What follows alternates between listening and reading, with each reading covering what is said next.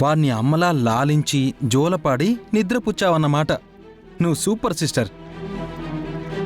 అర్జున్, సుభద్ర చూశారా? గౌతమ్ని పెళ్లి చేసుకోకముందే అదితి ఈ బిడ్డకు తల్లయింది. తను కనని బిడ్డకి అమ్మయింది.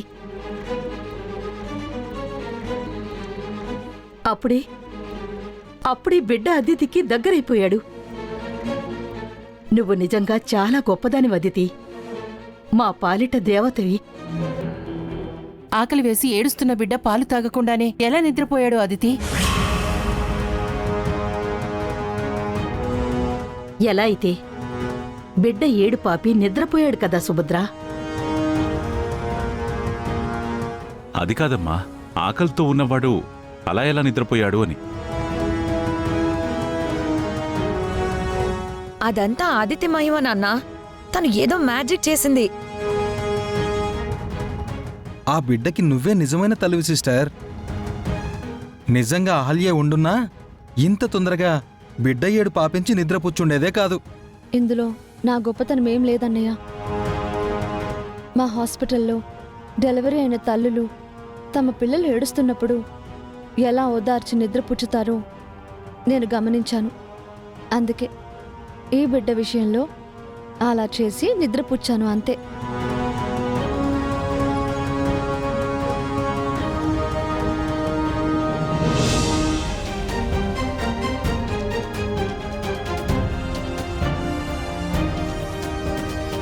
ఎంతసేపు ఎక్కడికెళ్ళేవరా? నీ కొడుకు గొక్క పట్టి ఏడుస్తున్నాడు. అదితే లేకపోయుంటే వాడి గొంతు ఎండిపోయేది. చూడు, అదితి కన్న తల్లిలాగా బిడ్డ ఏడుపు మాన్పించి నిద్రపుచ్చింది. అవునరా, అహల్య ఉండున్నా కూడా బిడ్డను అంతగా ఓదార్చుండేది కాదేమో. అదితిని చూడగానే బిడ్డ టక్కున ఏడుపాపేశాడు. బిడ్డకు నిజమైన తల్లి అదితియే బామర్దే. అదితి ఉంటే నీ బాబుకి ఏమీ కాదు, చక్కగా చూసుకుంటుంది.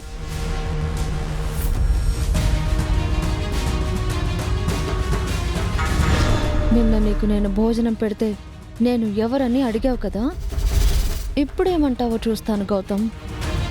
నీ కొడుకు ఏడుపు ఆపించాను. ఎలా థ్యాంక్స్ చెప్తావో, సారీ చెప్తావో చూస్తాను. రేయ్, అహల్య గురించి ఏమైనా తెలిసిందా? లేదు నాన్న, నేనెంత వెతికినా అహల్య గురించి ఏమీ తెలియలేదు.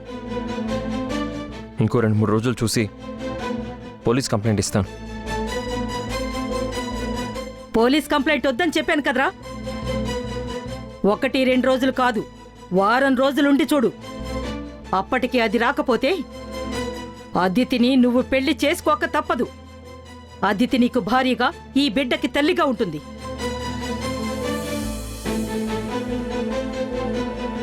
ఏం మాట్లాడుతున్నావు నాన్నమ్మ? నేను అదితిని పెళ్లి చేసుకోవడం ఏంటి? మరి ఎన్నాళ్ళని ఒంటరిగా ఉంటావురా? ఇలాగే జీవితాంతం ఉండిపోతావా? నువ్వు ఒంటరిగా ఉన్నా నీ బిడ్డకి తల్లైతే కావాలి కదా బామర్ది.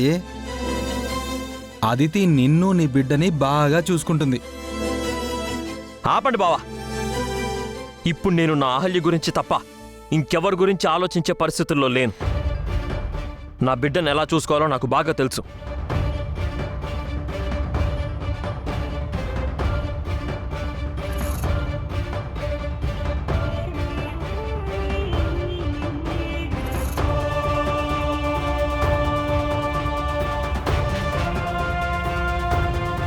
వాడన్న మాటల్ని నువ్వేమీ పట్టించుకోకదితి.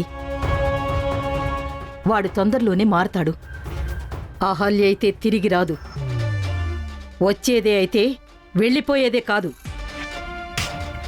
ఇలాగే నా మునిమనవడికి ఏ ఇబ్బందొచ్చినా దగ్గరుండి చూసుకో.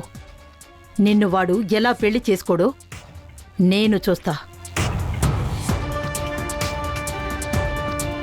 గౌతమ్కి భార్యను అవ్వాలని నేను ఇదంతా చేయలేదు బామ్మగారు. ఒక పసిబిడ్డ ఆకలి తీరుద్దామని వచ్చాను. ఆ బిడ్డ ఆకలి తీరి హాయిగా నిద్రపోతే చాలు. గౌతమ్ సంతోషంగా ఉంటే అంతే చాలు.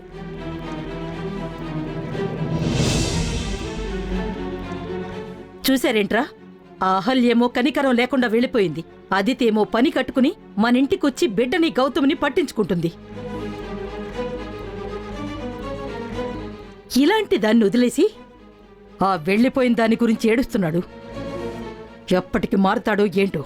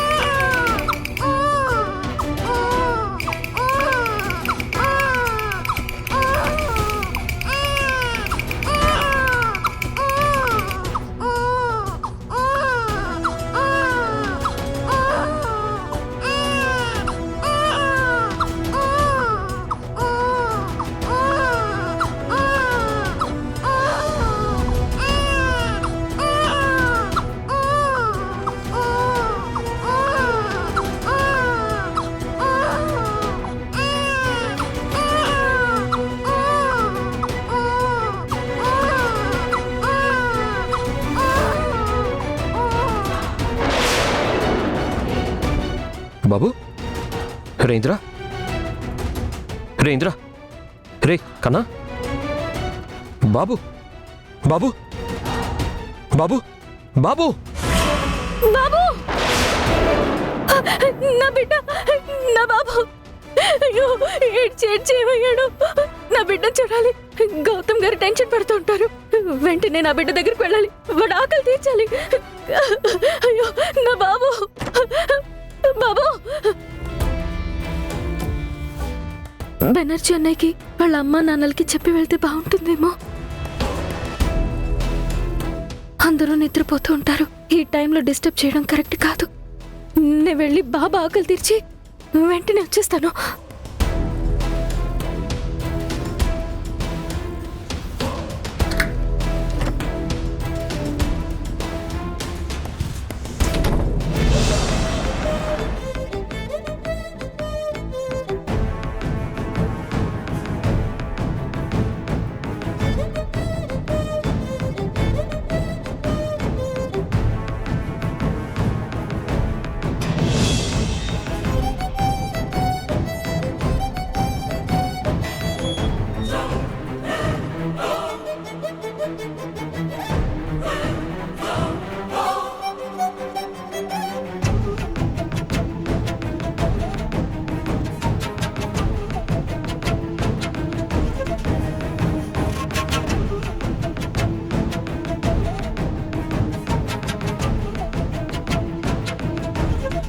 ఎవరూ చూడకుండా ఇంట్లోకి వెళ్ళి నా బిడ్డని గౌతమ్ గారిని చూసుకుని బయటకు వచ్చేస్తాను.